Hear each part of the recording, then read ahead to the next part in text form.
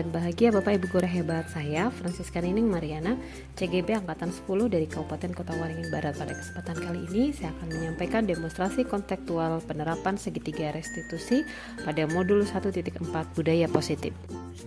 Yang pertama, segitiga restitusi.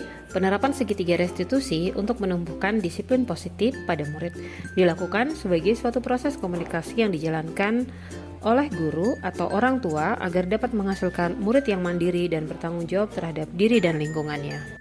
Adapun tahapan dalam segitiga restitusi, yang pertama, menstabilkan identitas, yang kedua validasi tindakan yang salah, dan yang ketiga menanyakan keyakinan. Restitusi adalah proses menciptakan kondisi bagi murid untuk memperbaiki kesalahan mereka sehingga mereka bisa kembali kepada kelompok mereka dengan karakter yang lebih kuat. Pertama, menstabilkan identitas, mengubah identitas anak dari orang yang gagal karena melakukan suatu kesalahan menjadi orang yang sukses. Berdasarkan prinsip membuat kesalahan adalah bagian dari proses pembelajaran. Kedua, validasi tindakan yang salah.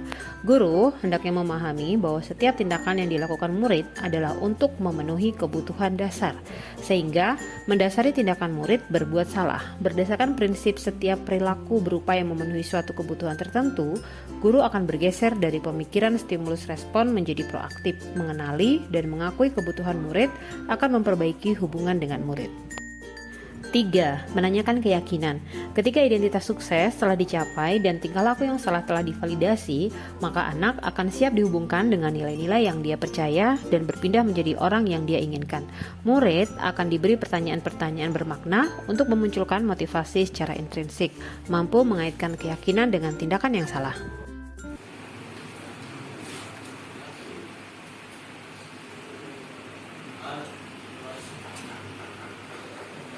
Jam berapa ini? Sama kayak kemarin. Bu. 7:30. Kita sampai jam 9 ya. Masih kuat? Sudah sarapan? Untuk kasus pertama, kasus seperti yang nampak pada video sebelumnya, pada saat jam pelajaran matematika setelah upacara bendera hari Senin, dimulai pukul 07.30 ketika guru memasuki ruangan, guru mendapati ada murid yang bernama Rengga sedang tertidur nyenyak sekali. Rengga setiap malam harus bekerja sebagai penjaga angkringan untuk membantu orang tua.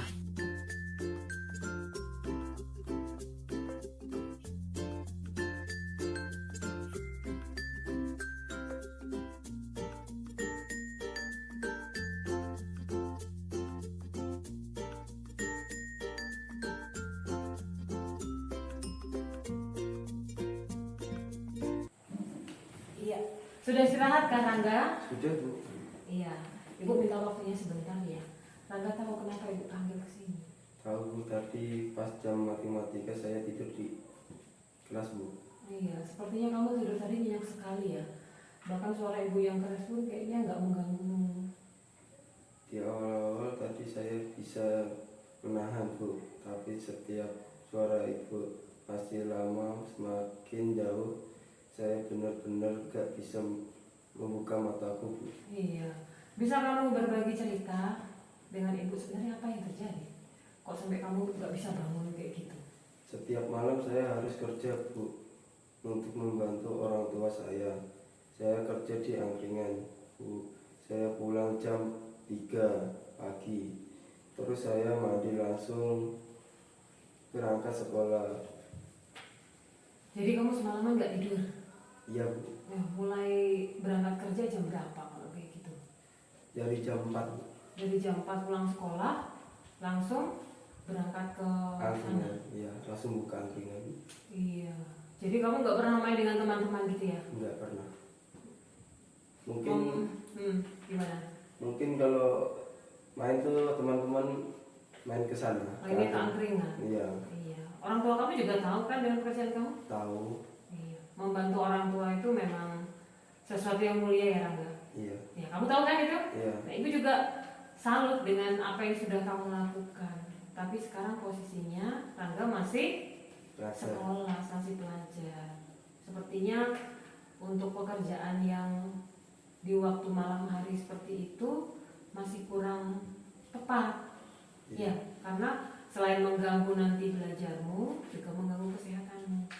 Nah, kalau untuk kesepakatan kelas yang sudah kita buat bersama.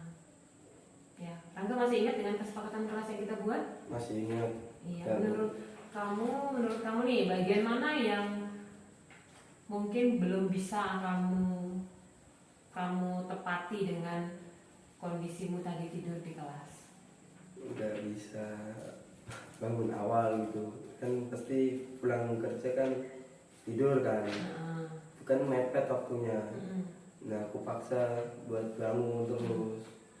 Nah habis itu mandi, berangkat sekolah, Tapi ternyata tiduran. di kelas pun ketiduran. Kita punya kesepakatan di kelas, kalau belajar itu harusnya gimana? Nggak boleh tidur. Nggak boleh tidur. Berarti kamu sadar ya, Iya. kalau kamu sudah melanggar tadi apa yang menjadi kesepakatan kita, gitu ya. Iya. Nah, terus berikutnya untuk solusi terbaik nih kira-kira dari Rangga sendiri supaya kedepannya bukan cuma di pelajaran matematika, di pelajaran lain pun Rangga juga bisa mengikuti pelajaran dengan baik. Kira-kira apa yang bisa kamu lakukan? Apa ya? Kalau bisa tuh saya bagi waktu tuh. Bisa membagi waktu. Bisa. Kalau misalnya mencari pekerjaan yang lain, bagaimana? Yang Tuh. kira-kira nggak mengganggu waktu tidurmu, nggak, akhirnya kan kalau waktu tidurmu terganggu, pelajaranmu juga terganggu di kelas. Selain itu juga kesehatanmu loh, iya kan? Iya. Kalau kurang tidur itu bagus nggak untuk kesehatan? Nggak bagus. Nggak bagus. Kamu sadar kan? Iya. Iya, harusnya gimana?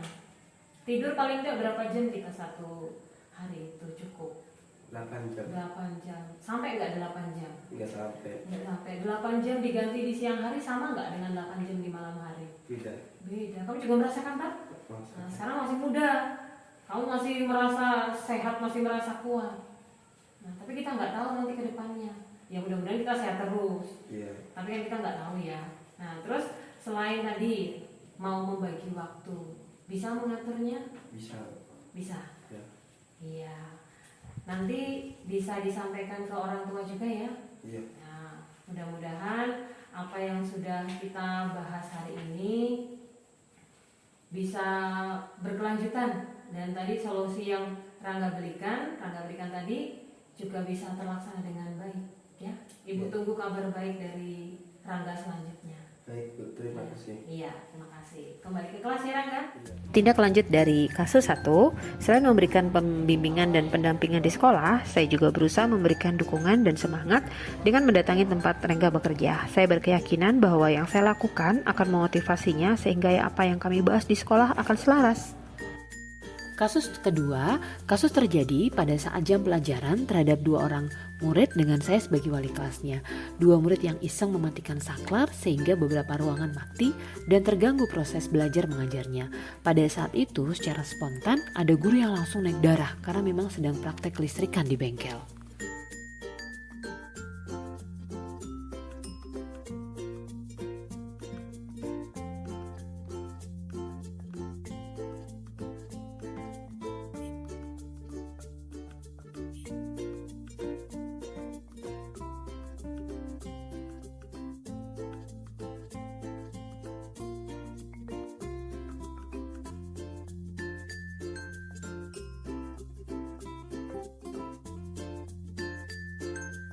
Faris, Tino, Ibu dengar ribut-ribut tadi di lapangan. Sepertinya kalian dapat masalah. Ada yang bisa Ibu bantu? Apa yang terjadi?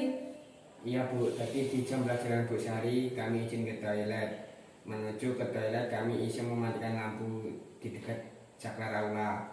Serius nih, lampu saklar yang di dekat aula itu yang kalian matikan? Iya Bu. Ada informasi yang mau kalian tambahkan tentang kejadian ini? Sebenarnya kami penasaran Bu. Sepertinya tombolnya terbalik. Seharusnya on itu nyala, itu malah off yang menyala. Sudah saya ingatkan Bu, makanya saya kembalikan ke semula. Apa kalian tahu yang kalian lakukan itu membawa masalah bagi yang lain? Iya Bu, Pak Heru langsung memarahi saya. Nah, kalian tahu efek dari tindakan kalian. Iya Bu, setelah dimarahin Pak Heru baru tahu kalau yang saya lakukan merugikan banyak orang. LCD di kelas mati, anak-anak APP yang sedang praktek di lab juga mati, terus Pak Heru yang sedang mengajar di bengkel TBSM juga mati semua. Nah, itu sudah tahu ya kalian akibat dari tindakan yang sudah kalian lakukan, masalah yang kalian lakukan sudah terjadi. Kita di sini untuk mencari penyelesaian bersama, berpikir bersama-sama tentang yang bisa kalian lakukan untuk memperbaiki masalah ini. Pasti seru ya sudah melakukan tindakan itu. Gak juga Bu, saya dengerin habis-habisan oleh Pak Heru. Nah, kalian sadar kan yang kalian lakukan sangat merugikan banyak pihak? Iya Ya Bu, Bu, kami sadar kami salah. Iya. Sekarang mari kita bicara tentang keyakinan sekolah yang sudah kalian yakini dan kita sepakati bersama. Dan mana yang belum kalian lakukan dari keyakinan kelas yang sudah kita sepakati bersama? Barusan tadi juga kita ada upacara bendera. Di situ kalian mengucapkan janji siswa. Kita harus bersiap baik dan saling menghormati satu sama lain Bu. Iya, benar. Menghormati orang lain dengan tidak melakukan hal yang merugikan orang lain. Terus, apakah kalian menghormati orang lain dengan tindakan kalian tersebut? Tidak Bu. Nah, bagus kalian sadar. Mulai sekarang, kita hendaknya selalu dapat menjalankan keyakinan sekolah mulai saat ini. Terus, apa yang dapat kalian lakukan untuk memperbaiki masalah tersebut? Akan kami lakukan, pertama kami akan meminta maaf pada guru-guru dan yang mengajar di jam itu, juga kepada teman-teman kelas lain yang terganggu dengan tindakan kami. Kami nanti akan masuk ke kelas yang terdampak Bu, akan mengajak teman-teman juga untuk dapat menjalankan keyakinan sekolah dengan baik. Dan yang terakhir, ini sekedar usul saja Bu, sebaiknya saklar itu dikasih kotak biar nggak ada lagi yang beneran seperti kami. Iya, baik. Terima kasih ya. Kalian sudah sadar dengan kesalahan kalian. Dan mengenai usul kalian, nanti akan disampaikan. Apakah kalian bisa berjanji untuk dapat menjalankan keyakinan sekolah dengan baik? Insya Allah Bu. Iya, baik. Kita sudah sepakat ya, dan kita sudah dapat solusi dari permasalahan ini. Sekarang kalian bisa kembali ke kelas dan jangan diulangi lagi tindakan yang salah itu. Baik Bu, terima kasih. Iya. Tindak lanjut kasus kedua. Setelah dilakukan pembimbingan dan pendampingan, ternyata memberikan hasil yang baik. Sikap anak bisa menjadi lebih baik. Hal ini terlihat dari sikap dan tingkah lakunya setelah pendampingan dan juga pendapat dari teman-temannya tentang perubahan sikap keduanya. Assalamualaikum warahmatullahi wabarakatuh. Perkenalkan, nama saya Ringga Dwi Prastyo dari kelas 11 TBSM. Saya akan menyampaikan, saya tadi tidur di kelas pas pelajaran Bu Nining. Saya bersalah soalnya di jam pelajaran tidak boleh tidur. Udah punya sepakatan di kelas. Nah, gimana caranya bisa membagi waktu kerja dengan sekolah? Satu, kita bisa membagi waktu tuh jaga kesehatan, tidur. Yang kedua, sikap kita tuh harus baik kepada orang. Demikian tanggapan saya. Terima kasih atas nasihatnya Bu Nining. Assalamualaikum warahmatullahi wabarakatuh. Nama saya Cahya Badri Valentino dari kelas 10 TSM. Nama saya Faris Bangsa dari kelas 10 TSM. Setelah dapat bimbingan dari Bu Nining tadi, kami sadar akan kesalahan kami. Kami juga sudah berjanji untuk menaati kesepakatan sekolah dan tidak akan mengulangi lagi. Demikian yang dapat saya sampaikan pada tugas demonstrasi kontekstual penerapan segitiga restitusi pada modul 1.4 budaya positif. Semoga memberikan manfaat bagi Bapak Ibu semuanya. Terima kasih.